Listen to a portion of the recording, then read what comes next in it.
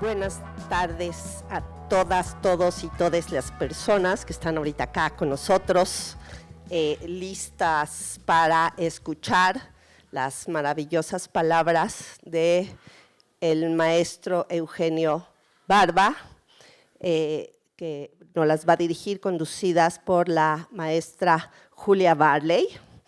Bienvenidas a todas las personas presentes a la Facultad de Filosofía y Letras, también bienvenidas a las personas que están en línea. Además de darles la bienvenida, de agradecerle profundamente al maestro Barba y a la maestra Barley que estén aquí, queremos decirles que esta actividad es una actividad que estamos organizando conjuntamente el Colegio de Literatura Dramática y Teatro de la UNAM, de la Facultad de Filosofía y Letras, a quien represento, junto con Teatro UNAM, aquí está Juan Meliá representando, y junto con la Cátedra Bergman, y junto con el Centro Universitario de Teatro, también está con nosotros Isabel Toledo de la Cátedra Bergman, además de otras muchas personas, y para darle la bienvenida, nos va a dedicar unas palabras la directora de la Facultad de Filosofía y Letras, la doctora Mary Frances Rodríguez Van Gort, para luego que nos presente de qué va a hablar el maestro Barba, el querido maestro Jaime Soriano, que la luz me acaba de cegar y ya no vi dónde quedó, pero ahorita va a venir para acá. Gracias, Frances. Gracias, Yona, muchas gracias. Gracias a todas y todos los organizadores, Juan, Yona y todos los que organizaron, quien coordina la Cátedra Bergman, etcétera, a quienes nos acompañan hoy aquí en el Salón de Actos y en línea. Y bueno, pues bienvenidas y bienvenidos a este nuevo semestre 2026-2. Es el primer día de clases y pues lo estamos pues festejando, lo estamos iniciando de una manera maravillosa, de una manera espectacular, con esta conferencia de Eugenio Barba. Muchas gracias, muy bienvenido, muchas gracias por estar acá, por venir a compartir con nosotros tu 90 aniversario.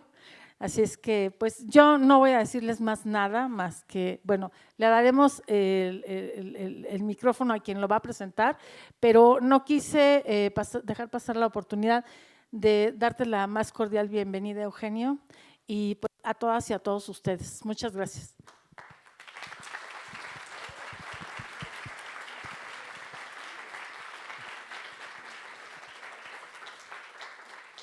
Y Jaime se acerca entre las multitudes y ahora llega con nosotros. ¿Lo pongo aquí? Sí. Muy bien, muchas gracias. No sé si se dieron cuenta, pero yo estoy atendiendo dos negocios. El del streaming y el que estén aquí ustedes como invitados especiales, cada uno de ustedes.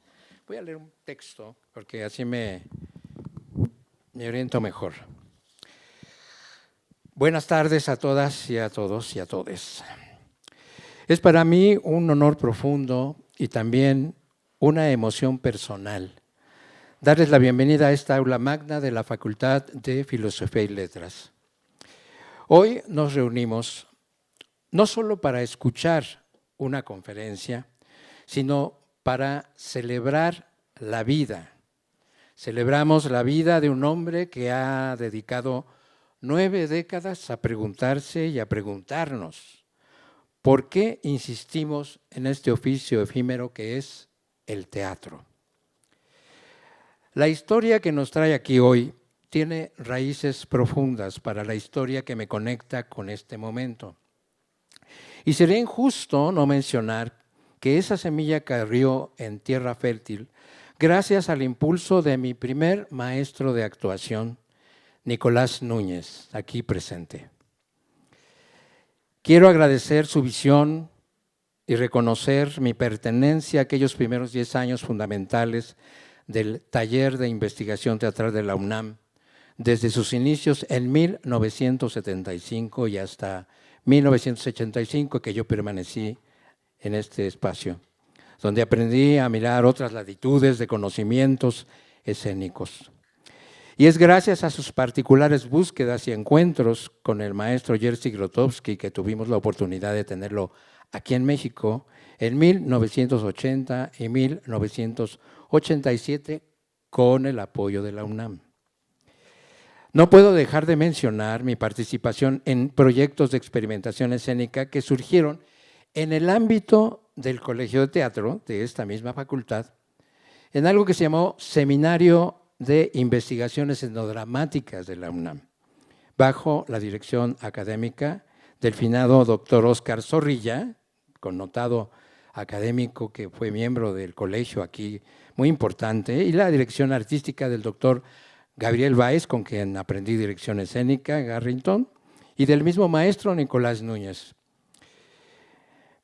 Mi vínculo con el maestro Eugenio Barba comenzó en 1984, un año crucial en que el Odín Teatral pisó por primera vez suelo mexicano en las décadas subsecuentes en sus giras a México.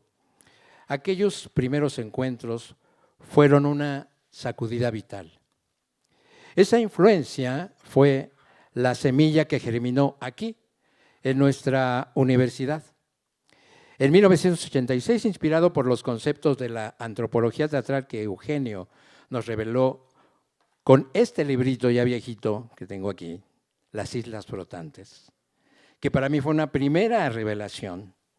Esta es la edición original del 83, publicado por la UNAM. Por eso estoy haciendo estas referencias, porque de estar aquí es muy importante, de hecho. Este espacio, ok. Y en los talleres que, por supuesto, gracias que siempre Eugenio llegaba a cualquier lugar, el ámbito de la enseñanza, más bien del aprendizaje, tomaba lugar siempre en la forma de talleres, de clases magistrales. Y fue así que tomamos estos talleres con él y por eso fundamos después, con esta inspiración, el Laboratorio Universitario de Antropología Teatral de la UNAM, con sede en la Casa del Lago. Un atrevimiento porque realmente hacer eso implicaba pues tener una autoridad y una autoridad es conocer. Y para mí lo único era el hecho del ansia de conocer, así que por eso mi atrevimiento a llamarle Laboratorio Universitario de Antropología Teatral en la Casa del Lago. Ese espacio fue nuestro refugio y nuestro campo de batalla.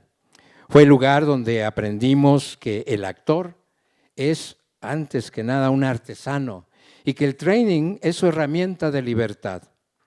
Con los años ese proyecto evolucionó. Cambiamos de piel, pero no de esencia. Nos convertimos en el Laboratorio de Artes Escénicas, LARTES, y en 1999, tras la partida física de mi otro gran maestro, decidimos honrar su memoria y nuestra propia genealogía, renombrándonos como Laboratorio de Artes Escénicas Jerzy Grotowski, México. Esa relación con Eugenio y el Odín no se detuvo ahí. En los años 90 tuve el privilegio de colaborar con un hombre imprescindible para la memoria teatral de nuestro continente, el maestro Edgar Ceballos, que en paz descanse. Junto a él trabajamos en la creación del Centro de Estudios Latinoamericanos de Antropología Teatral, CELAT, Escenología, donde el maestro Eugenio Barba, junto con el Odín Teatral, estuvo presente para inaugurar el primer taller que impartimos ahí. Y, por supuesto, para la publicación de varios libros y revistas fundamentales de Barba y Grotowski, que hoy son textos de cabecera para muchos de ustedes, supongo yo. Hoy, en 2026, cerramos un círculo y abrimos otro. La presencia de Eugenio Barba hoy aquí tiene un doble significado histórico, al menos para nosotros. Por un lado, celebramos la alegría y gratitud de sus 90 años de vida. Eugenio es una memoria viva, un testimonio de resistencia que ha cruzado fronteras, lenguas y culturas para demostrarnos que el teatro es una isla flotante de libertad.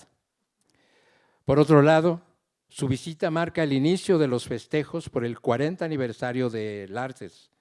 Volver a la UNAM con Eugenio es para nosotros un retorno al origen, es volver a casa para recordar que las preguntas que nos hicimos hace unas 4 décadas siguen vigentes. Ese momento es la culminación de un esfuerzo sostenido. Quiero agradecer profundamente a las actrices Julia Barley y Elsmarie Laubig, así como a todo el Odín Teatral por su generosa participación en las 3 emisiones del encuentro Confluencias, en 2022, 2023 y 2024, en el último de los cuales también tuvimos el gusto de celebrar los 60 años de la creación de esta importante agrupación, del Odín Teatret. Gracias a su presencia, cientos de estudiantes y profesionales mexicanos pudieron vivir talleres y clases magistrales, espectáculos, que nos recordaron que el teatro es ante todo un acto de transmisión. Agradezco a la Dirección de Teatro de la UNAM, a la Facultad de Filosofía y Letras, al CUT y a la Cátedra Ingmar Bergman por hacer posible este encuentro. Quisiera hacer una breve semblanza del maestro, por supuesto, permítame leerla. Eugenio Barba nació en 1936 en el sur de Italia, en Galípoli, pero su destino no estaba atado a una sola geografía. Tras perder a su padre durante la guerra, a los 18 años, cambió el sol del Mediterráneo por el frío de Noruega, donde trabajó como soldador y marinero.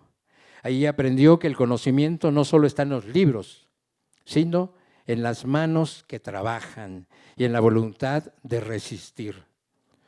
Su camino lo llevó a Polonia en 1961, donde un encuentro decisivo con Jerzy Grotowski le reveló que el teatro podía ser una vía de conocimiento espiritual y político.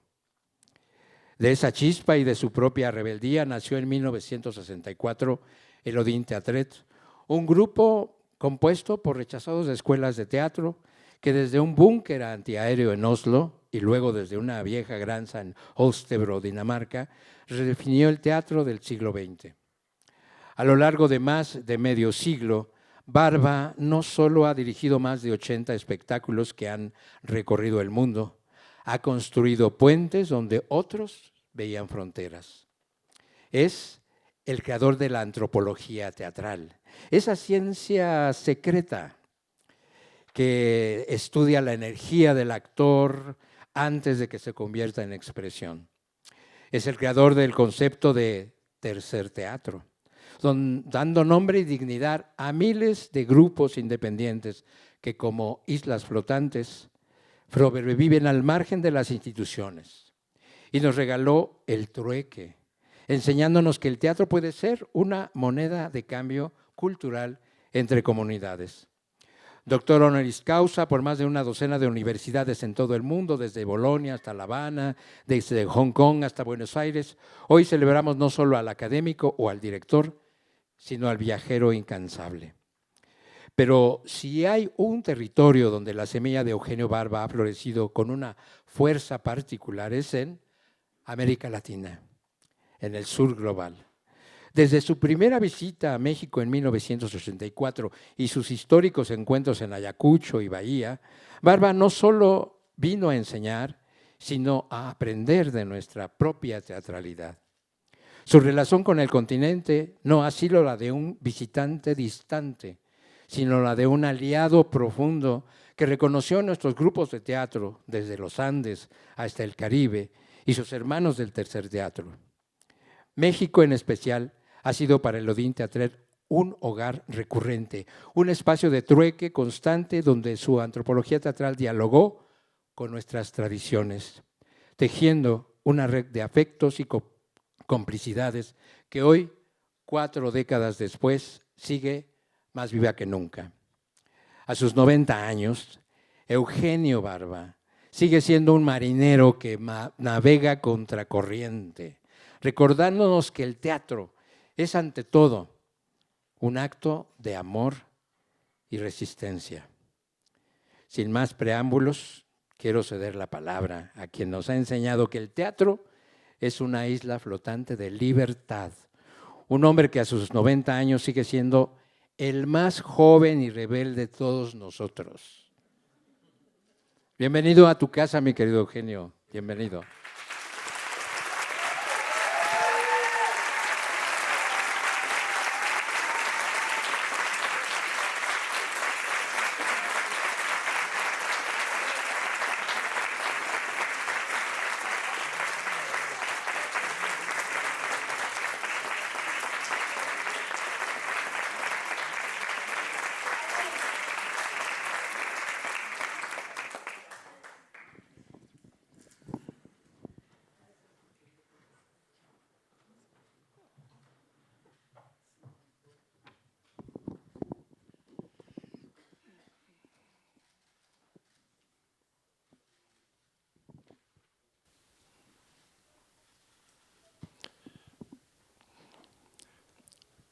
es innegable que la duración de la vida humana se ha extendido de manera exponencial.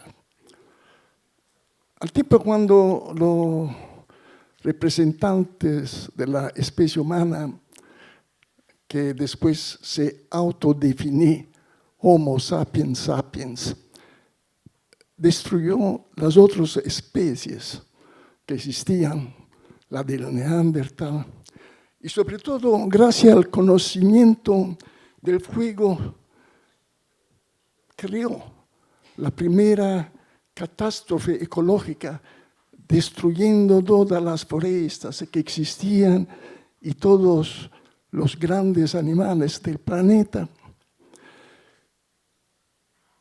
A ese tiempo, los representantes humanos vivían entre 30 y 40 años. Es lo que decían o que dicen los científicos que han estudiado los fósiles. En el tiempo, esa duración de vida ha aumentado. En el 1975, el año cuando terminó la guerra de Vietnam, que hizo 980.000 muertos en el norte de Vietnam y 147 muertos en el sur de Vietnam y 65.000 estadounidenses, la mayoría soldados. En ese mismo año, la duración de la vida en Europa era las mujeres de 79 años y los hombres de 74, un poco menos. Hoy, las estadísticas dicen que las mujeres en Europa viven 84 años y los hombres un poco menos, 81.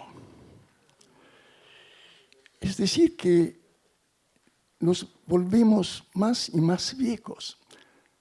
Estamos en realidad rodeados de viejos.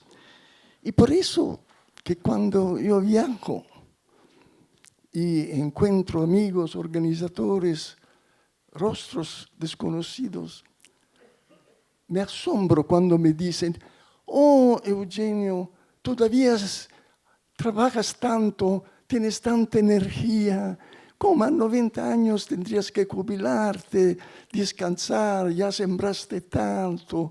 ¿Por qué continúas? ¿No estás cansado? Claro, soy cansado. Quien trabaja se cansa. Pero todos nosotros conocemos que el cansancio es un factor mental.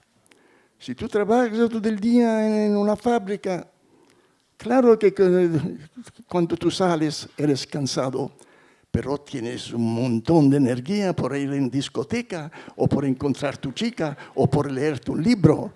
Es decir, que el factor del cansancio es algo que depende mucho de dos factores.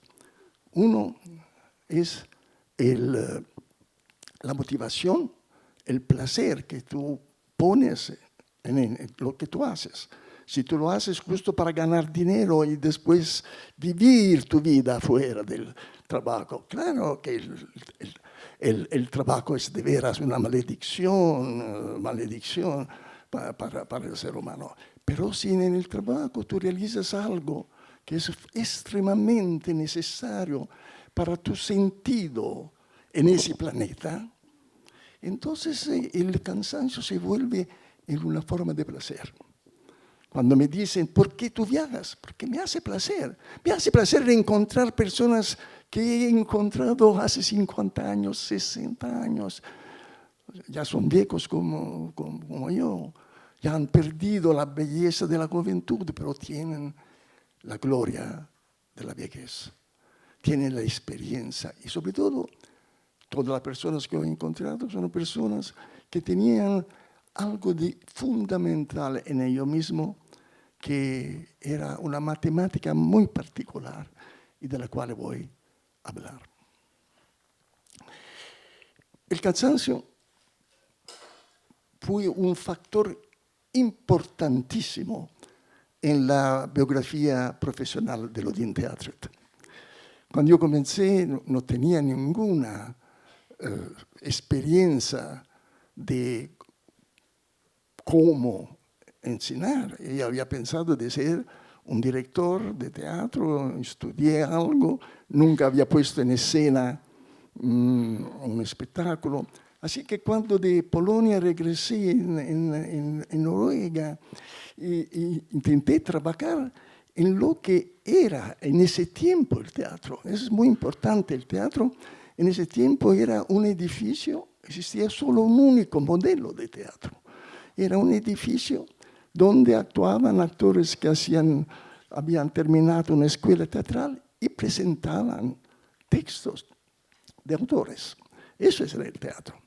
Así que no existía para nada toda esa riqueza de experiencias que hoy existe. Hoy no existe más el teatro. Hablar de teatro es ridículo, es casi una mentira. Hoy existen los teatros, diferentes modelos, diferentes sistemas de producciones con públicos, con maneras de expresarse y con objetivos diferentes. Así que en ese momento el ser rechazado de no encontrar trabajo en un teatro, yo lo llamo tradicional, y cuando hablo de tradición es la grande tradición que se creó en Europa profesionalmente en el 1545, cuando un grupo de personas, de mujeres sobre todo, que estaban presentes, se reúnen y deciden de entretener a los espectadores haciéndolo pagar. Antes el teatro era una tarea a cargo de los obispos en estas grandes ceremonias religiosas, donde todo el mundo podía participar gratuitamente. O el teatro en las grandes fiestas que daban los aristócratas en Europa, y todo público. No existía un público, la población participaba. Es decir, que la invención del teatro es un acto de extrema inteligencia, diría,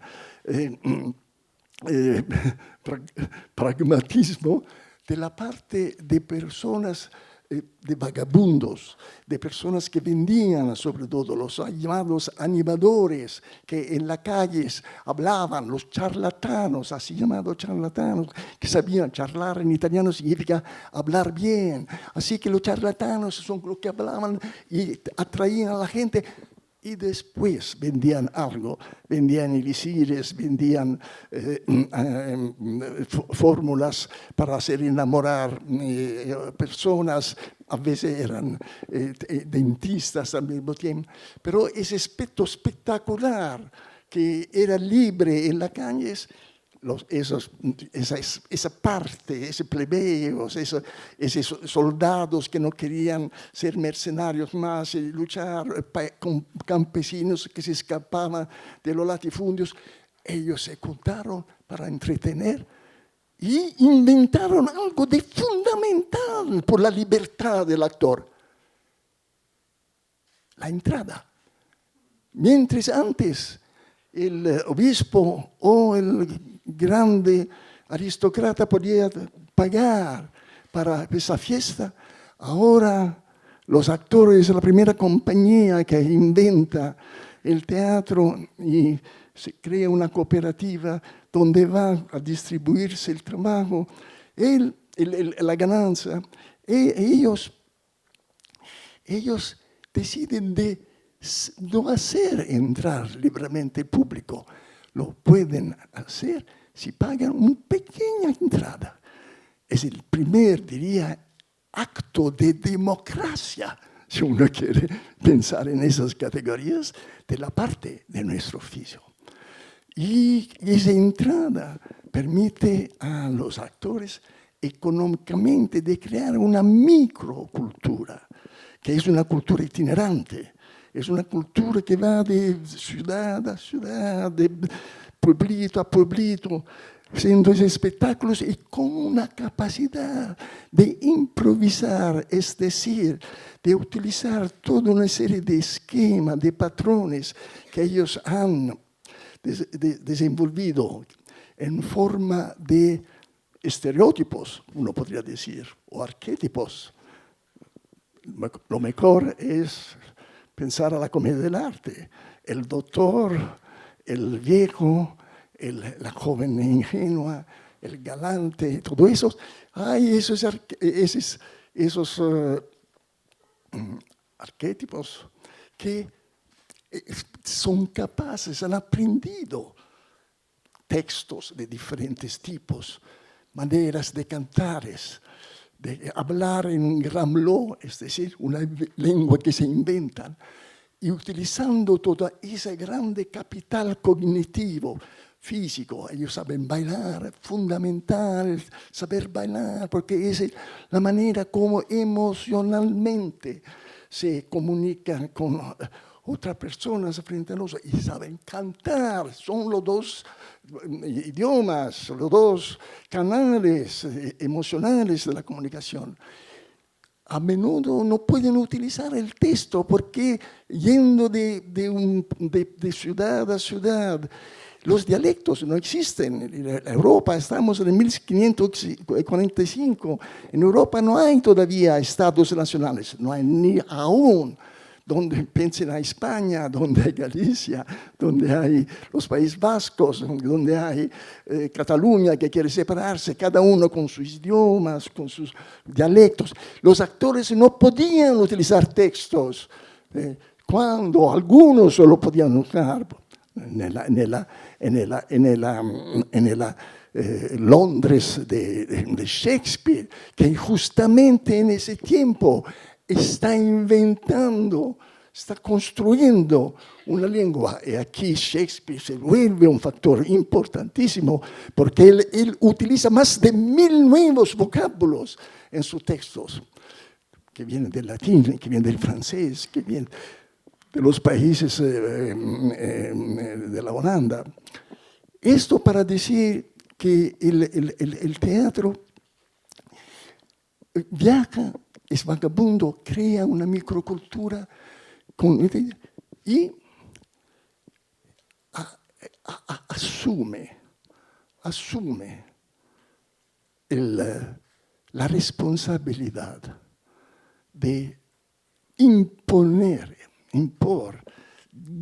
obligar los espectadores a aceptar lo que ellos, actores, deciden. Todo eso del conocimiento del pasado es importante para comprender que en el desarrollo de nuestro oficio el aspecto, el tercer factor, el tercer elemento fundamental, además del actor y del espectador, es el mercado. El mercado no es algo de negativo. El mercado es el luego del encuentro, de las negociaciones, del diálogo, de la lucha, de la capacidad de saber definirse recíprocamente. De un lado hay alguien que exige algo, los espectadores quieren divertirse. De otro lado hay los actores, y ellos pueden imponer otro tipo de teatro, para hablar, por ejemplo, de algún masacre que está aconteciendo en cualquier parte del Medio Oriente, o hacer como un teatro que divierte, que entretiene. Ahora, una cosa uno debe olvidar, los dos teatros deben tener actores que saben su oficio. Porque el teatro, tú puedes ser militante. Eso es otra cosa. Tú puedes ser militante, luchar para para que los gatos tengan una vida mejor. Pero puedes utilizar el teatro, pero tú vas a hacer o interesar a la persona en base al mensaje, en base a lo que tú estás defendiendo o quieres imponer. Pero el teatro es otra cosa. El teatro tiene otros armónicos, diría. Tienes otras capacidades. Y cuando se habla, se utiliza para nuestro oficio, que es de base, el grado cero de nuestro oficio, es el saber entretener al espectador. Saber entretener al espectador significa no aburrirlo, significa sacudirlo literalmente, físicamente, a pesar de que él está sentado.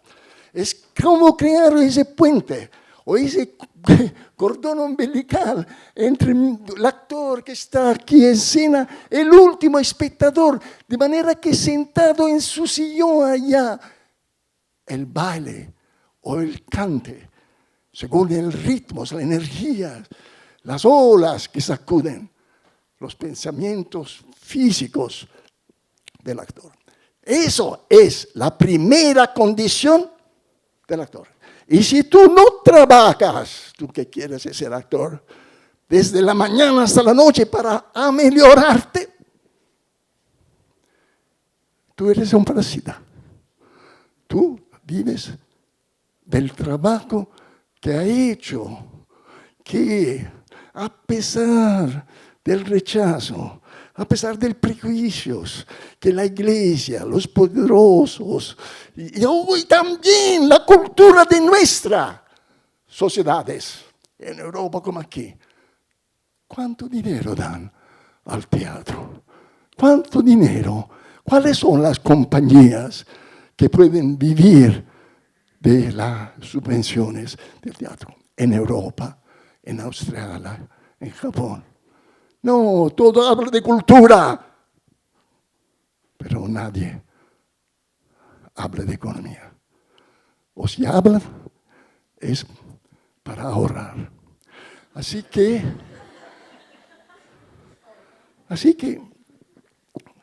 esto del oficio fue fundamental para nuestros antepasados que crearon el teatro en Italia.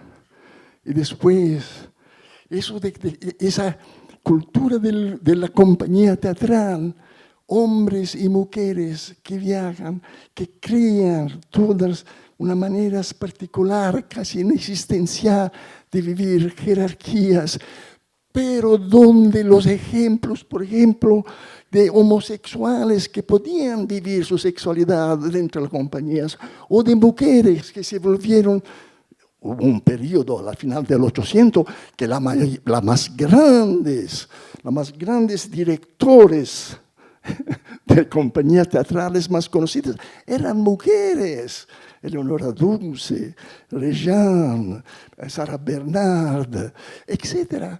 Es decir, que el teatro representó al interior de la sociedad una célula subversiva que pero estaba aceptada y aún apreciada. Y hoy, definida cultura. Pero el teatro no es una operación cultural. El teatro eres tú que lo haces y que te comprometes para dar algo. Das algo porque tienes un objetivo. Puede ser lo de ganar dinero. Puede ser lo de impresionar a las mujeres o los hombres que están en la sala. Lo puedes hacer porque tú quieres escaparte de tu familia.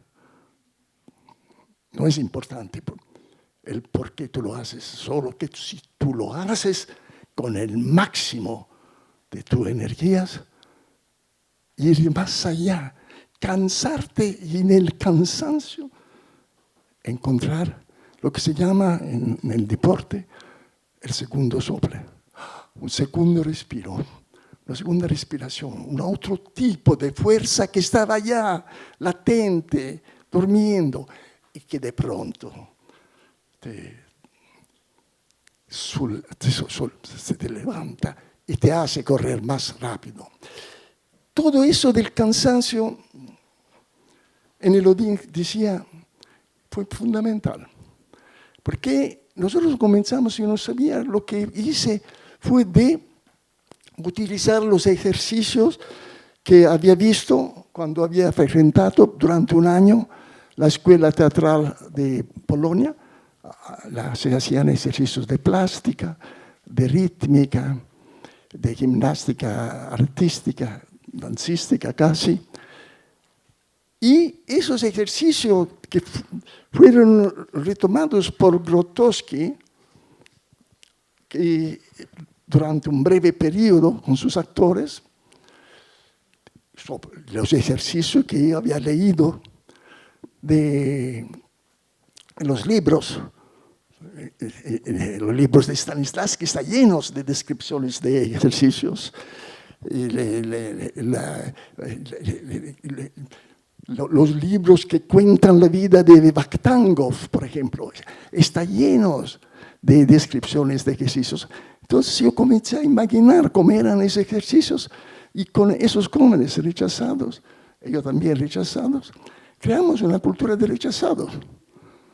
No teníamos un teatro, claro. A ese tiempo el teatro se pensaba solo en un edificio. La gente a ese tiempo me decía, Eugenio, tú eres de veras extraño. ¿Cómo puedes pensar hacer teatro si tú no tienes un teatro? Y comenzamos.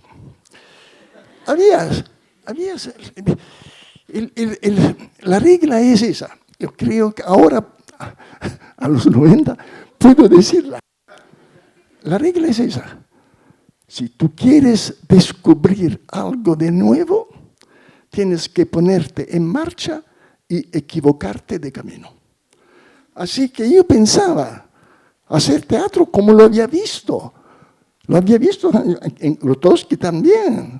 Teatro tradicional al final. Un teatro financiado por el Estado. Había problemas económicos. Un teatro, el teatro de Grotowski, donde había técnicos bien pagados, donde había Scarla Robera que planchaba los trajes de los actores que habían terminado la escuela teatral, que después de los espectáculos tenían clubes especiales para artistas en la sociedad socialista. Es decir, el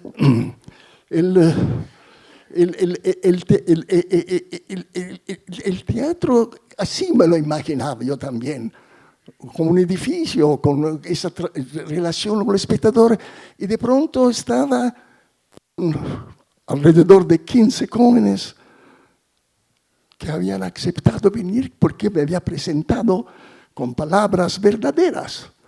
Soy un joven director italiano que ha estudiado en Polonia, me interesa el teatro de vanguardia, quiero abrir un teatro de vanguardia en Oslo. ¿Están ustedes interesados en ser mis actores? Vinieron totalmente motivados a trabajar conmigo. Solo yo no tenía ese teatro, tuve que pedir ayuda a un amigo que era maestro de escuela. Y me dijo, yo te puedo prestar por la noche la aula de mi escuela. Tú puedes ir allá y puedes trabajar allá. Entonces yo reuní mis actores, estuvimos en esta escuela, mis actores eran un poco asombrados. Entramos en esa aula y había bancos para los niños. Comenzamos a ponerlos uno además de un lado. Se quedó un espacio chiquitito para los 15. Yo le pedí a ellos de tirar los zapatos y sobre todo no hablar, el silencio. Ahora, eso del silencio no es porque era algo de solemne o algo de espiritual. Era simplemente porque era terriblemente nervioso y no sabía qué hacer. Si alguien me habría pedido qué tenemos que hacer, entonces en silencio. En ese fue, Y comenzamos. Yo pedí a mis actores, futuros actores, lo que sabían hacer. Uno había aprendido a bailar. Balletto clásico, cuando era hija de una familia burguesa. Entonces tú vas a ser la instructora de balletto clásico. Y otro era muy bueno en deporte. Me contó, bien, tú vas a ser el instructor de biomecánica. ¿Biomecánica? ¿Qué es eso? Yo tampoco lo sabía a ese tiempo, porque era en 1964. Al pobre Meyerhold, Stalin lo había matado y toda su memoria había desaparecido de la Unión Soviética. Pero había esa leyenda que Meyerhold había creado todo un sistema de ejercicios, de entrenamiento, de preparación actoral, la había llamado biomecánica. Yo me alimentaba de eso, me alimentaba de libros. Los libros son fundamentales para un director y para un actor, porque es toda la memoria, el conocimiento que nos llega y una manera liberal que permita a nuestra imaginación, a nuestra experiencia, de transformarla, de traccionarla. Hace nada, pero crea energía, nos pone en marcha, nos hace descubrir, equivocándonos, lo nuevo. Entonces, así comienza el Odín. En ese espacio, después de 2 semanas, la mayoría se fue. Se quedaron solo 4 personas. Pero es eso que es muy interesante, que solo después de muchos años yo comencé a reflexionar. ¿Por qué esas 4 personas se habían quedado conmigo? Lo que hacíamos, todo el mundo lo consideraba pura locura. ¿Qué eran esos ejercicios? ¿Cómo puedes volverte actor? Interpretar un papel de Shakespeare, de Sófocles, de Beckett. La interpretación, tú tienes que preparar el personaje. ¿Qué eran todos esos ejercicios? Los ejercicios vocales, los ejercicios físicos, de acrobacia.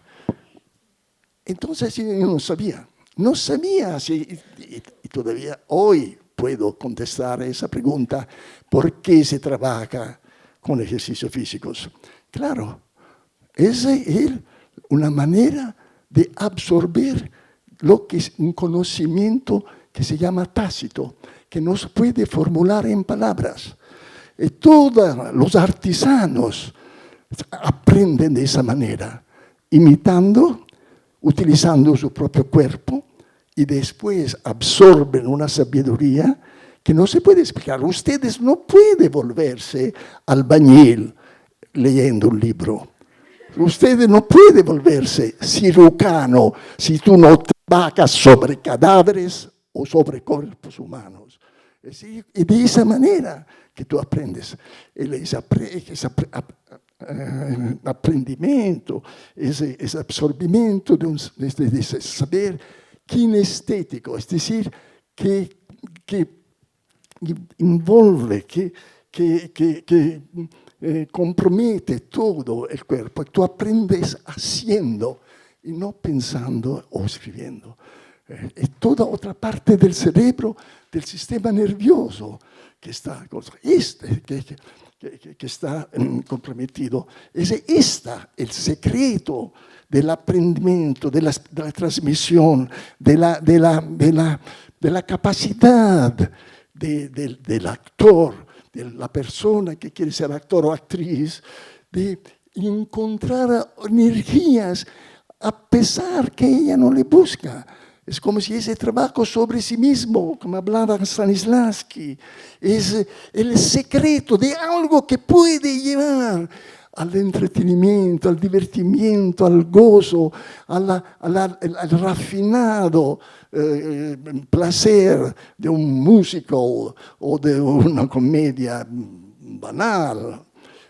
Y al mismo tiempo puede transformarse en un arma de revuelta, un arma de identidad. Piensen a qué significado el teatro para la Irlanda, Cuando los irlandeses luchando contra los ingleses tuvieron escritores como Yeats, como Synge, y que construyeron un teatro, la Abbey Theatre, y ese teatro se volvió el símbolo del espíritu.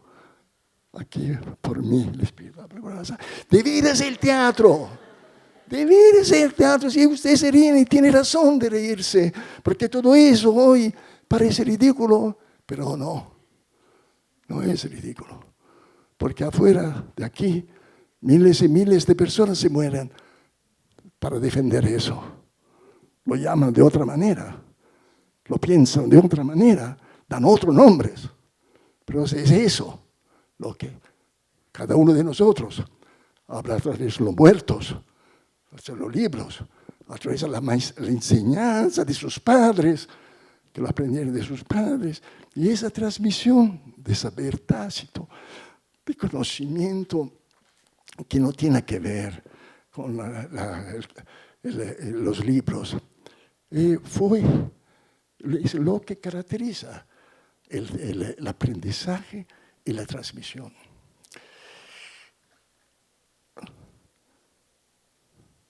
Me dicen a menudo mis hijos, que son ya bastante viejos, casi abuelitos ellos también, me dicen,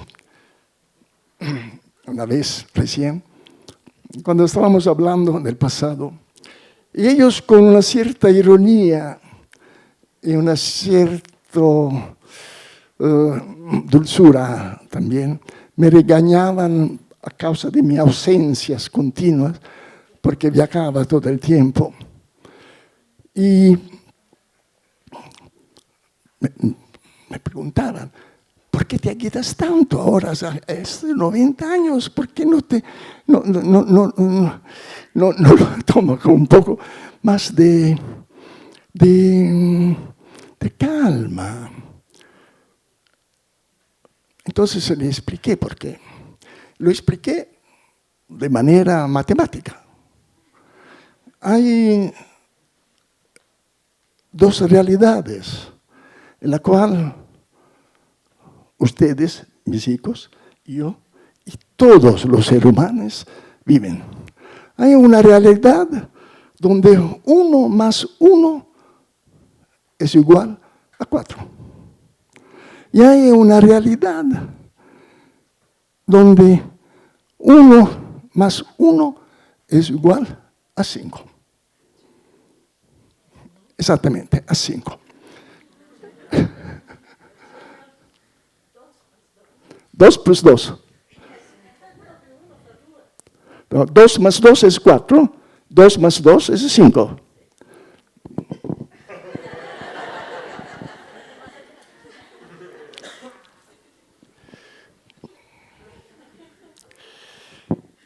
La realidad del 2 más 4 la conocemos, es la lógica, la práctica, lo que me permite de aprender, conocer, saber que si yo estudio el inglés, tal vez voy a poder trabajar, tener mejor posibilidades de encontrar una solución económica. Es decir, todo lo que tienes que ver con una parte del cerebro o de las relaciones que establecemos con las demás personas.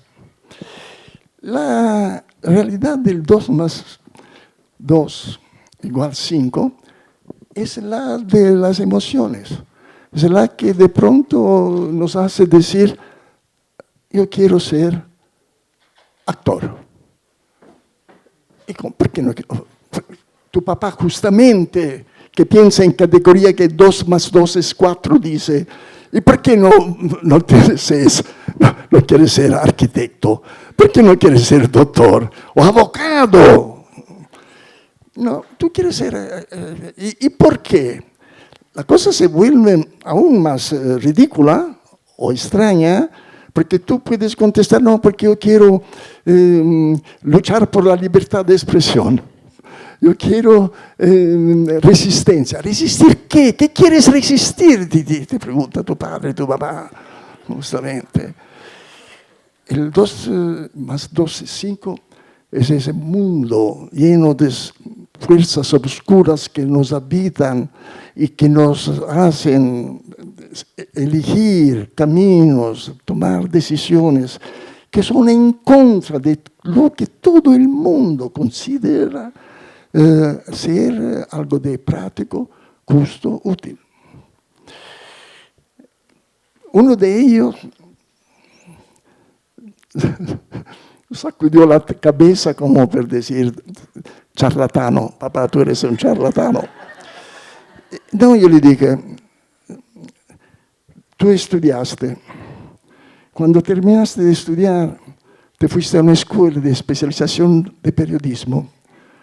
Cuando tú terminaste inmediatamente una grande compañía de publicidad, te contrató. Y tú trabajaste 3 años con ellos. Y un día tú viniste en mi casa y me dijo, yo no quiero trabajar toda la vida vendiendo para otros vino o muebles. Yo quiero otra cosa. ¿Y qué piensas hacer? Le dije, yo quiero emigrar. ¿Dónde quieres emigrar? Quiero ir a Singapur. ¿A Singapur? ¿Y por qué? Porque yo hablo bien. Yo hablo bien en inglés, y él lo hace porque su mamá, mi mujer, Judy, es inglesa. Bien, yo lo miré. Solo que pasa, que en ese momento el Ministerio de los Asuntos Extranjeros me convoca, hace una convocatoria para un adicto comercial en su embajada en África del Sur. Mi hijo aplica, gana ese lugar y se va en África del Sur con la familia. Regresa, el embajador, termina el contrato, el embajador le dice, no, si tú quieres puedes continuar, yo voy a hablar en el ministerio, así que tú puedes continuar. Él pasa un examen, continúa, va en Austria, va a trabajar con la NATO, en Francia, en Portugal, se vuelve ahora el momento que tiene que ser embajador. ¿Y qué hacer? Dice no. ¿Y por qué? Le pregunto. Porque yo quiero estar con mi familia. Yo quiero estar con mis hijos. Yo quiero verlo crecer. Yo no quiero ser un padre como tú fuiste. Y por eso no quiero. Porque un embajador, ustedes saben, viaja de una embajada a otra.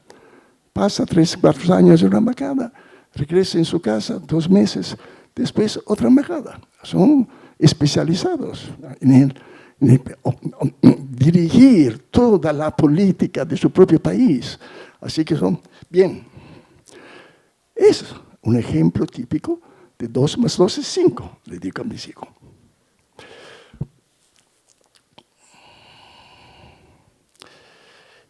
Bien, ahora voy a comenzar con la conferencia, que tiene como título,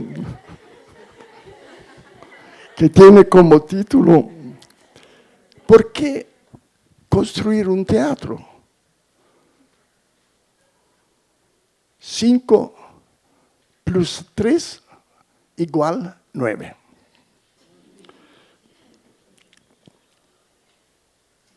El año pasado, en Targovice, que es una pequeña ciudad de Rumanía, el Odeon Theatre fue invitado con el espectáculo que tal vez algunos de ustedes vieron, que se llama Las nubes de Hamlet, y que fue estrenado a la Universidad Iberoamericana.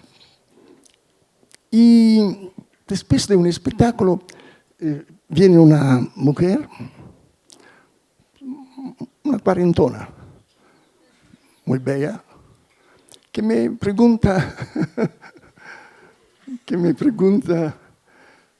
si me da 2 libros, me regala 2 libros de ella.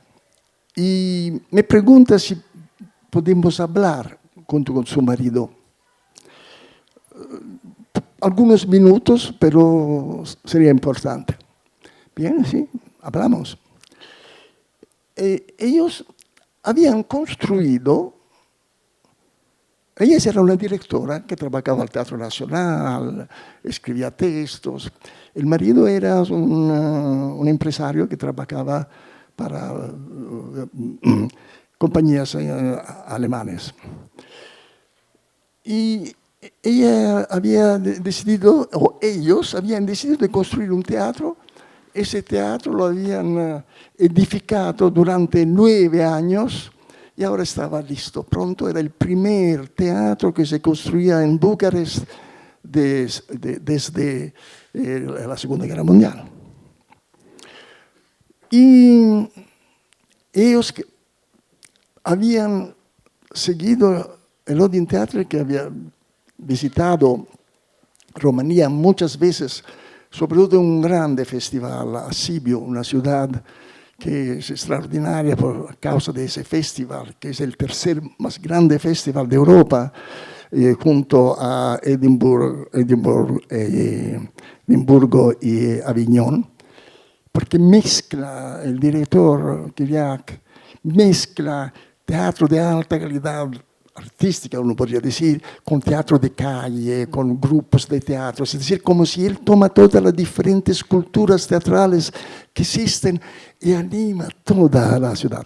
Bueno, ellos habían visto el Odeon Theatre a Sibiu y ahora querían abrir su teatro con la sección internacional, la primera compañía teatral que invitaba, querían que sea el Odeon Theatre. Bien, gracias. Comenzamos a hablar un poco y podría ser un grande evento, un evento que podría durar 2 semanas, nuestra permanencia en ese teatro, algo importante. Bien, en noviembre, con Giulia y 2 de mis actores, vado a Bucarest para ver ese teatro, nuevo teatro, y preparar todo el programa con espectáculos, talleres, proyecciones de películas, trueques y todo. Cuando llego en la calle se llama Grivica, el número es 53. El teatro se llama Grivica 53. Ha tomado el nombre muy poco original de la rúa, de la calle. Cuando llegamos, me encuentro frente a una especie de extraño edificio, porque una parte del edificio es del siglo del XIX, es decir, de ese estilo de balcánico, muy bello, muy decorado, pero una parte es una coraza, se dice, que una coraza de hierro, es todo un hierro que comienza a volverse viejo y lo hace rojo. Es muy extraño, una puerta muy pequeña para entrar, y me doy cuenta que el interior no es así, un interior de 2 más 2, 4, es un interior de 2 más 2, 5, completamente loco. Entonces, yo veo el cemento. Sobre el cemento veo nombre de apuntes del arquitecto, de los obreros. Comienzo es muy estrecho todo, es muy estrecho. Hay una escalera muy pequeña, justo la medida aceptada por los bomberos, y allá están fotografías del siglo pasado, viejas, marcos también antiguos. Hay muebles de una época al final del 800. Era muy extraño hasta a llegar en las salas. Las salas de aquí a allá puede tomar, hay un balcón, 120 personas. Y después, arriba, al piso superior, hay otra sala que puede tomar 60 personas. Y yo pregunto, ¿por qué construyeron ese teatro de esa manera? Chris, le digo, no, nosotros no lo construimos así. Esa era la casa de mi abuela. Mi abuela, yo he vivido a veces allá, así que yo tenía como un deseo de rescatarla, esa casa que estaba completamente casi demolida. Y yo quería crear un teatro diferente, un teatro que fuera una isla de libertad, así me digo. Y así comencé, junto a mi marido, a recoger dinero. Y durante 9 años comenzamos a hacer colectas, bandos, vender ladrillos, amigos, etc. Y tuvieron suerte, ganaron dinero de una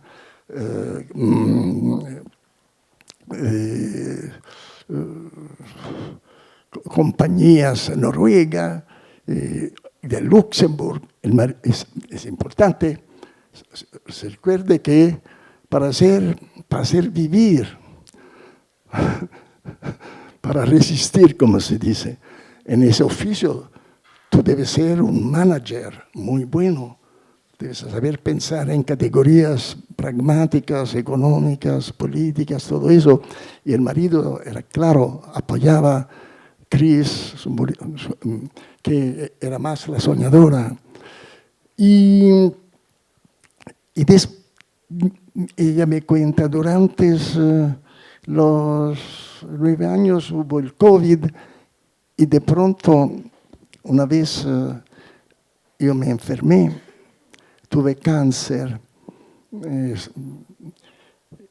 y eso ya lo sabía, porque había leído sus libros que ella me ha dado y había visto las fotografías de ella, muy bella, con el cabello, el pelo negro, largo, y después del cáncer, el tumor de la bestia dentro de sí, que con la cabeza rasada. Pero para mí, ella me dijo, cuando logramos construirlo, mi pensamiento fue de invitarte y sobre todo continuar a dejar que esa casa de mi abuela sea un lugar diferente en esa ciudad, un teatro diferente. Por la noche había el primer espectáculo que se presentaba rumeno en ese teatro. Y el título era 5 más 3 igual 9. Si yo leía un anuncio en un periódico que un teatro hace un espectáculo 5 más 3 igual 9, nunca iría a ver ese espectáculo. Bien. Esto os muestra que también los maestros se equivocan. Y es uno de los espectáculos más bellos que he visto desde largo tiempo. Eran 9 actores que al mismo tiempo eran bailarines, que bailaban de una manera extraordinaria, pero no era un baile. Lo que ellos estaban contándose casi en un estilo tradicional. Era la construcción, la demolición y la construcción de esa casa de la abuela en ese edificio que estábamos viendo. Y a un cierto punto, una de esas actrices se tira el pelo y se vuelve completamente calva. Y aparecen imágenes de ella cuando tenía el pelo largo y cómo se lo corta ella misma para volverse de esa manera muy poco femenina según los estándares tradicionales.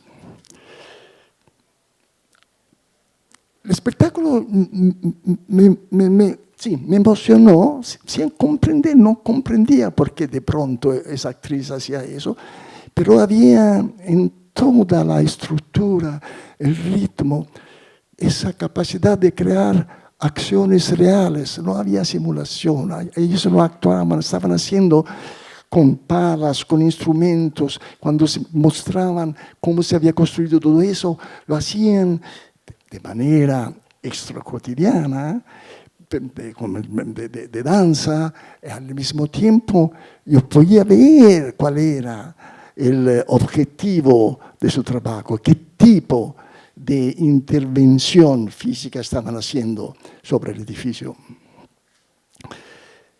Al final, después del espectáculo, pregunté a Chris, el título, ¿por qué? Ella me dijo, porque 53 es el número de la calle. Y 9, es decir, del teatro. Y 9 son los años que hemos utilizado para edificarlo. 53 y 9. Ella hizo una intervención de directora extracotidiana en lugar de dejar el familiar, lo puso un poco diferente y ya el título se volvió una parte, una visualización, diría, un testimonio de esa manera de pensar del 2 más 2 es 5. Y aquí regreso al cansancio, aquí regreso a algo que se está atado a la tarea que tú asumes, porque esa tarea tiene una responsabilidad, ¿no? Una responsabilidad hacia los demás, una responsabilidad hacia a las personas a las cuales tú diriges esa tarea, que tú eres médico, que tú eres comerciante que vende algo, que tú eres electricista, pero si tú haces algo, tienes que hacerlo el mejor posible.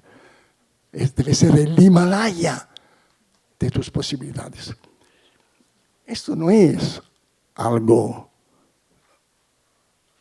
que es genético, es algo que tú aprendes. Alguien tiene que aprenderte todo eso. Yo lo aprendí, no lo aprendí de Grotowski. Yo lo aprendí cuando a los 18 años emigré de Italia a Noruega y para vivir encontré trabajo en una oficina mecánica.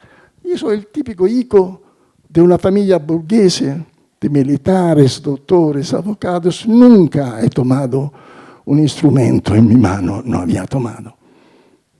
Pero allá, el propietario del taller fue mi maestro. Fue él que me enseñó días tras días a cómo manejar el fuego de la llama oxídrica, de cómo tomar los pedazos de hierro, evaluarlos, cómo ponerlos para poderlos saldar mejor, de cómo el diseño de la llama que funde el metal debe ser de una tipo de belleza. Siempre. Hegel se llamaba el propietario. Hegel me aprendió eso durante meses y meses. De él yo aprendí a ser paciente. De él yo aprendí que cada ser humano tiene un tiempo diferente de evolución, de crecimiento. El ritmo no puede ser lo mismo. Así que tú debes permitir a alguien de ser más rápido y a alguien de parecer estúpido, pero el estúpido exactamente como Einstein es simplemente alguien que después se venga con su intelecto. Y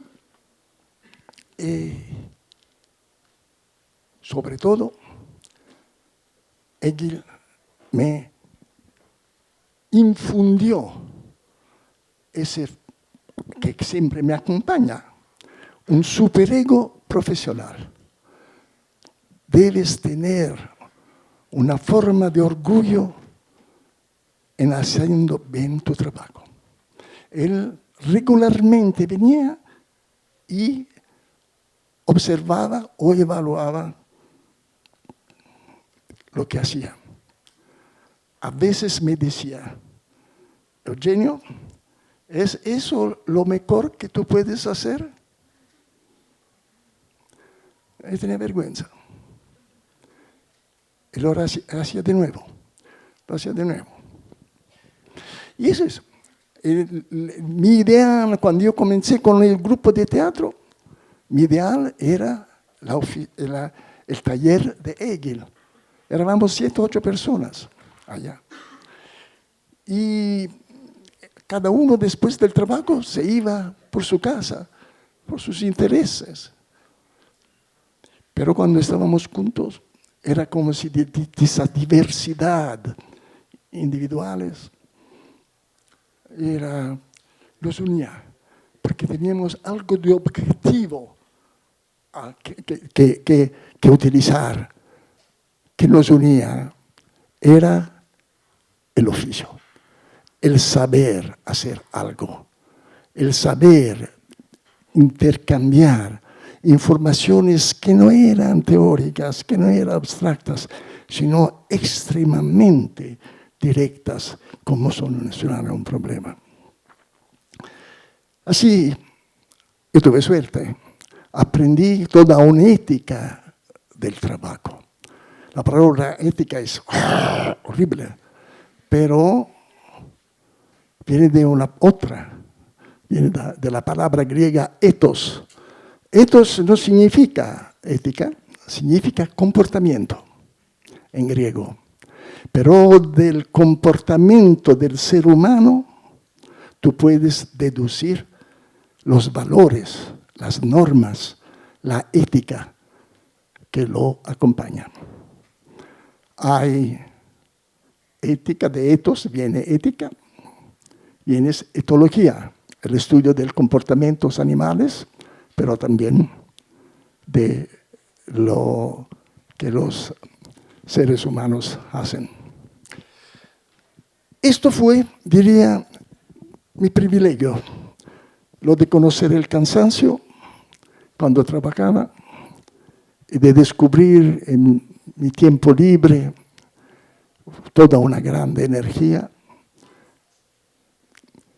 comprometiéndome políticamente, encontrando, bailando, descubriendo lo que en ese momento era una nueva música que llegaba en los años 50, es decir, la época de vuestros bisabuelos. Y eso ha sido mi capital.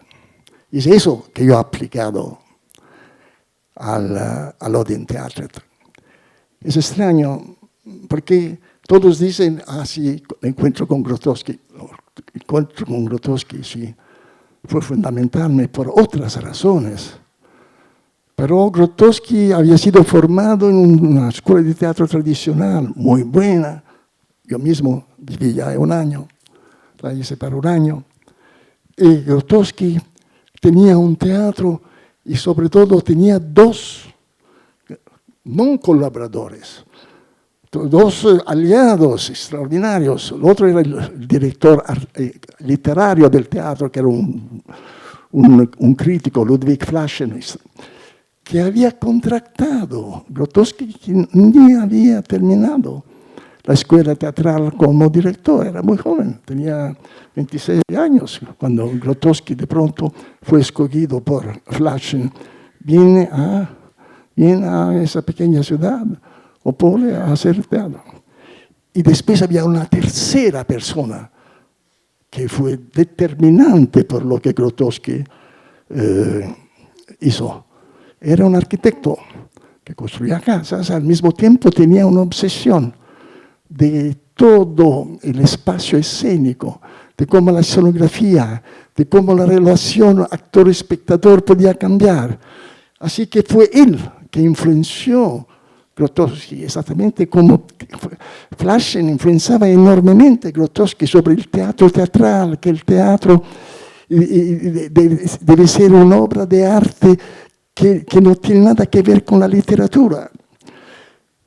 Cuando Grotowski comienza como todos los jóvenes de esa generación, de nuestra generación, los que querían romper con el sistema teatral, comenzaron a utilizar dramaturgos nuevos, extraños, como Ionesco, como Beckett, hablo de los años 50, Pinter, los arabiados de ingleses, Arrabal, todo eso. Y ese tipo de texto obligaba a inventar otro tipo de actuación. Y Grotowski comenzó de esa manera, a pesar que no tenía el examen final en sus espectáculos que tenía que hacer para obtener ese examen. Él presentaba Ionesco, presentaba Cocteau, presentaba Mayakovsky, es decir, textos que permitían un tipo de actuación que se alejaba del realismo o de la convención de la verisimilitud que a menudo se encuentra en el teatro. El encuentro de esas tres personas hacen que Grotowski comienza juntos con Gurawski, el arquitecto, y Flaschen, a pensar el texto. Primera cosa, que el texto es solo un pretexto para crear la obra teatral. Este era un sacrilegio a ese tiempo. El texto era fundamental. ¿Cómo se puede tomar un texto de Shakespeare o de Sófocles? Es decir, esas son solo palabras que yo puedo utilizar a través de lo que yo llamo mi necesidad, pero que es una forma de vandalización de un texto, en realidad, de parasitismo. Pero es eso que pasa en esa pequeña ciudad, que comienza a tomar esos textos, a transformarlos, cambiarlos totalmente.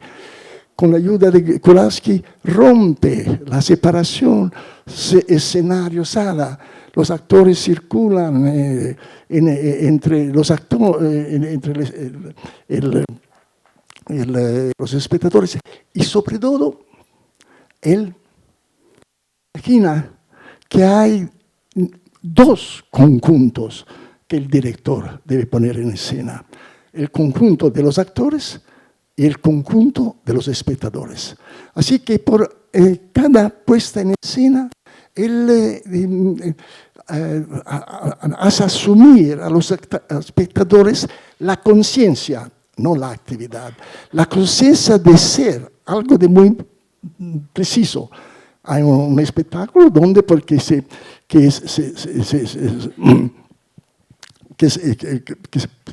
que acontece en un hospicio mental, en un hospital mental. Entonces, los espectadores están sentados sobre camas como si ellos eran también enfermos mentales y no saben si la persona al lado, que es un actor que puede surgir y comenzar desenvolver la dramaturgia o el texto o la historia que se está contando, que es la historia de Kordian, un aristocrático polaco. Entonces, esa es la grande fuerza dramatúrgica de los espectáculos de Grotowski junto a los dos colaboradores, que en Nuse, que en forma distilada contienen todo lo que el 68 provocará en el planeta teatral, es decir, la destrucción de la separación, como después de 68 se intenta infiltrar esa masa opaca de los espectadores a través de las acciones, las intervenciones de los actores en el espacio, al mismo tiempo que el teatro, el espacio no es solo el espacio tradicional, es también la calle, es también los hospicios de veras, los veros hospicios mentales, las cárceles. Es decir, que el teatro de pronto pierde ese aspecto de eficaz, de estático, como de mármol, y se vuelve líquido. Hay una performabilidad, una teatralidad, y sobre todo el teatro, el arte, el oficio del actor puede ser utilizado de veras como un arma de rebelión, un arma para defender una identidad, un arma para asumir una posición que se alega de lo que la mayoría impone o sigue. Sí, Chris había construido su teatro no porque el teatro era necesario a la ciudad de Bucarest o a los ciudadanos de Bucarest. Ella construyó su teatro porque era su necesidad, porque las fuerzas, el daimon, como decía Sócrates, esa especie de espíritu que es nuestra interioridad, le imponía de hacer algo. Y cada uno de nosotros puede hacer lo mismo. Va a tomar tal vez 9 años. Puede tomar toda una vida. Yo comencé, os conté cómo comencé. Comencé pasando de una sala, de una aula de escuela a un búnker antiatómico. Después me dieron una granja en Holstebro, en Dinamarca. Perdí el idioma, el trama de perder el idioma, de volverse idiota y de cómo hacerse comprender, de cómo hacer teatro si tú no puedes hablar el mismo idioma de los espectadores. Esto fue también una de las condiciones en las cuales se encontró ese grupo de actores que emigró de Noruega en Dinamarca. Pero sabemos, hoy yo sé, que el actor tiene tres lenguas. Las lenguas verbal, es decir, lo que yo estoy haciendo ahora, utilizando palabras, destruyendo vuestro idioma mexicano, pero más o menos se entiende a través de la palabra. Después la manera, como yo le digo, la calidad de entonación, la fuerza que le pongo, la resistencia que yo tengo que vencer para decir, encontrar la palabra justa, a pesar que no es mi idioma, ¿no? Y después el idioma orgánico, el idioma que nos tiene en vida, el idioma de las tensiones, porque son las tensiones que tienen en vida el ser humano. Y por eso es muy importante esa organicidad, la calidad de tensiones de solo que es necesaria, no más y no menos, y cómo llegar a ese equilibrio que Stanislavski o Copo llamaban la acción real.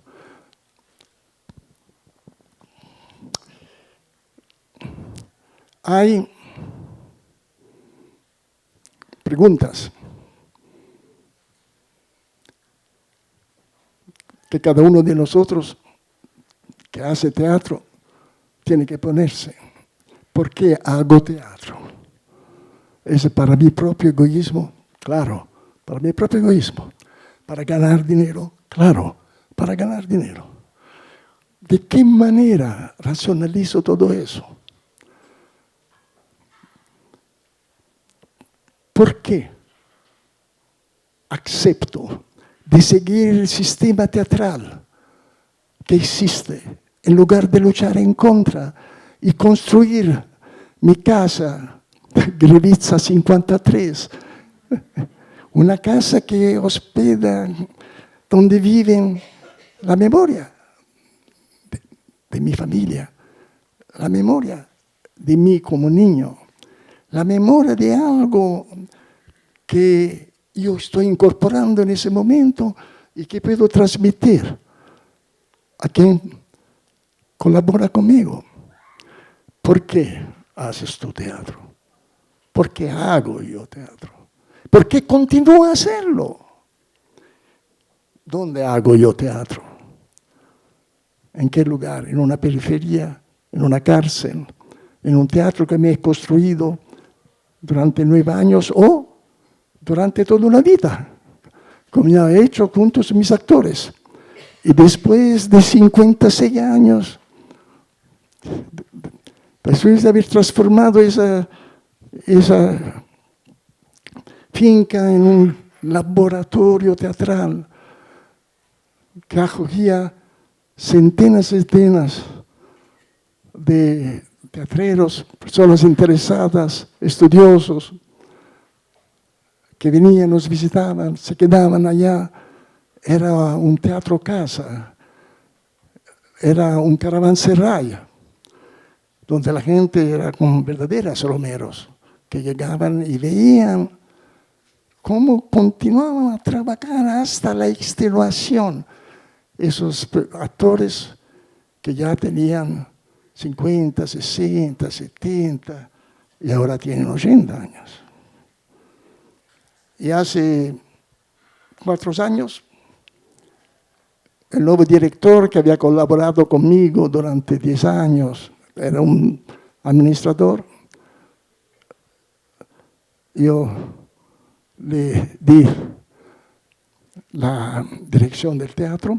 Yo quería continuar a hacer mis espectáculos, trabajar, viajar, encuentros, antropología teatral.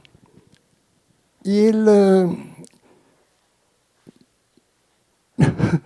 no quiso tenerme más, a mí y a mis actores.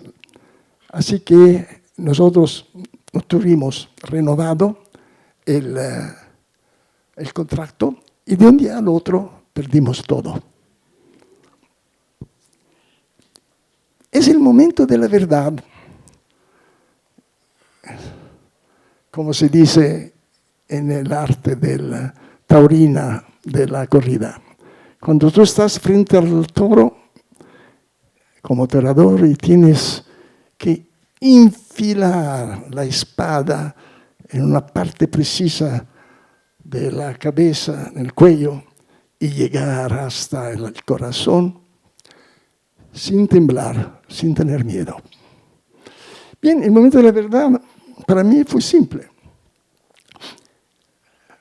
Era una especie de King Lear, pero viví un grande momento de alegría y de libertad.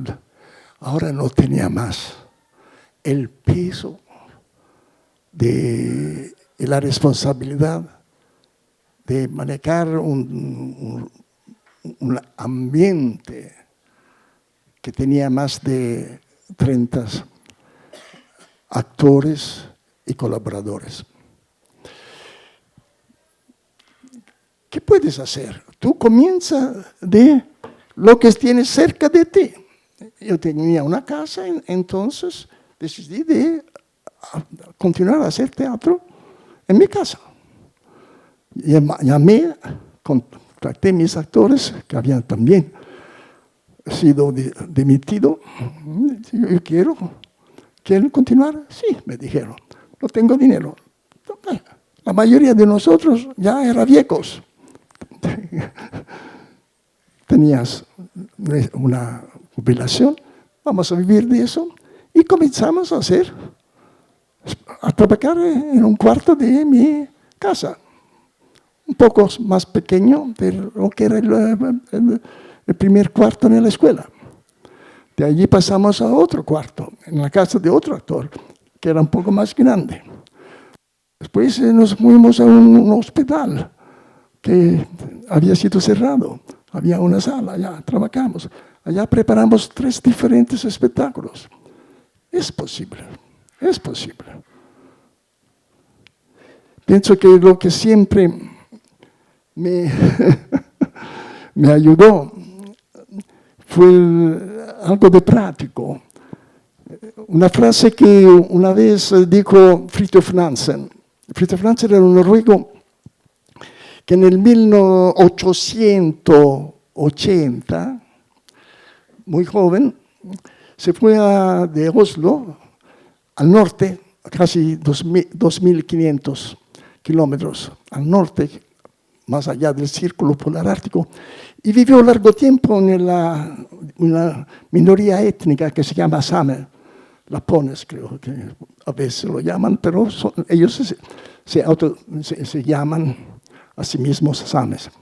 Y ya descubrió algo que no existía en la cultura de Noruega, de Suecia, que los sames utilizaban los esquís para ir sobre la nieve.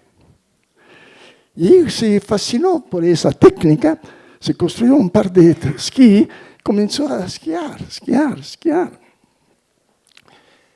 Cuando regresó intentó de difundir esa nueva técnica, todo el mundo se reía de él. Entonces él decidió de hacer algo.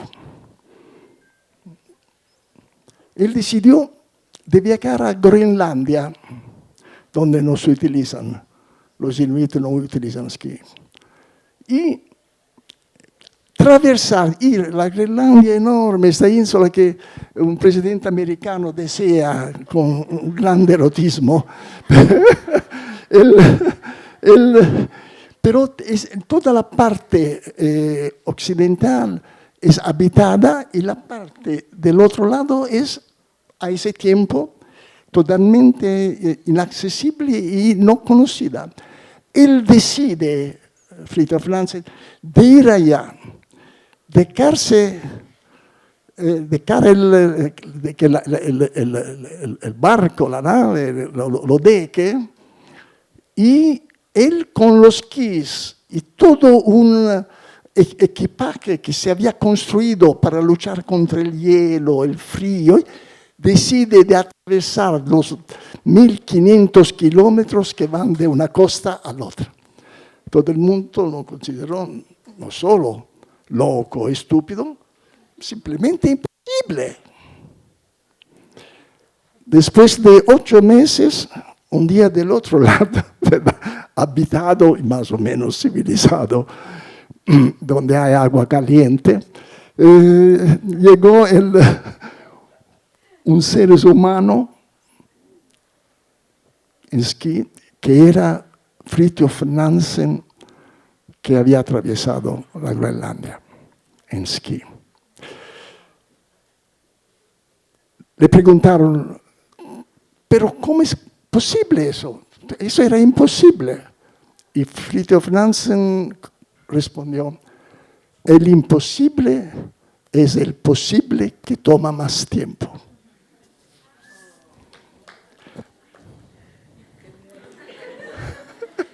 Para Fridtjof Nansen. No para mí. Fridtjof Nansen es uno de mis héroes, porque uno debe quedarse niño, infantil, un poco estúpido, ingenuo, Yo tengo algunos de esos héroes. Fridtjof Nansen es uno. Él se volvió un grande filántropo.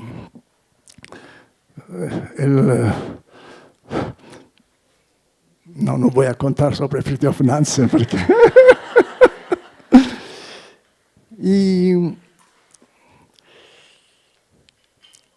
sí, porque aquí os he hablado un poco de por qué continúa a viajar, a ser activo, porque me falta tiempo, yo no pienso más en categoría de futuro. Cuando la gente habla de futuro, yo me río. Yo puedo pensar solo en categoría de final de partida. Mi tiempo es muy limitado y tengo que hacerlo bien. Y al final, ¿qué fue para mí tan importante? La generosidad humana.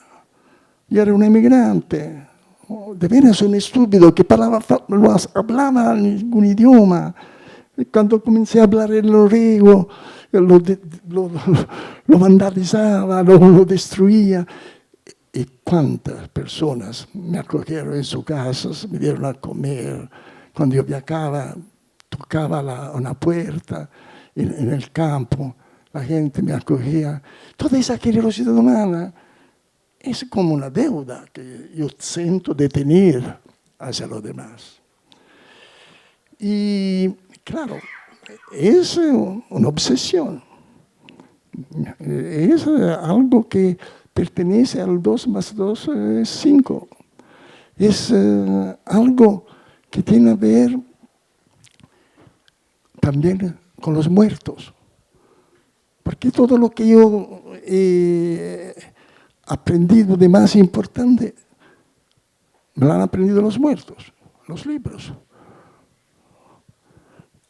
Y sobre todo una experiencia personal de hablar regularmente con los muertos, con un muerto, que era mi padre. Yo perdí mi padre, él me hizo un grande regalo. Él era muy severo, era un militar, pero él se murió. Y yo viví feliz y muy libre con mi mamá. Pero cada día yo iba al cementerio durante años cuando era niño y hablaba al lado de su tumba. Y era un diálogo extraordinario, porque él me daba siempre razón, en su silencio. Dice, cuando soy grande yo voy a viajar, cuando yo soy grande voy a ser rico. El silencio de los muertos es fundamental para nosotros. Y sobre todo, los muertos nos permiten dilatar el tiempo, no vivir solo en el presente, en esa inmediatez, escapar de un pasado que cuando comenzamos a conocerlo se llena de personajes a la Fridtjof Nansen o a la Alcibíades de Atenas. Pero es otro héroe, la próxima vez que vengo voy a hablar de Alcibíades. Sí. Y ahora, yo quería que ustedes puedan experimentar qué significa el diálogo con los muertos. Por eso os pido de cerrar los ojos. Esperen, no los cierren. Yo quiero que Julia venga aquí y que evoque los muertos. Pero que ustedes cierren los ojos y escuchen. Solo escuchen. Sin ver, ella arriba. Shh. Y escuchen. Ese diálogo que viene de otra dimensión.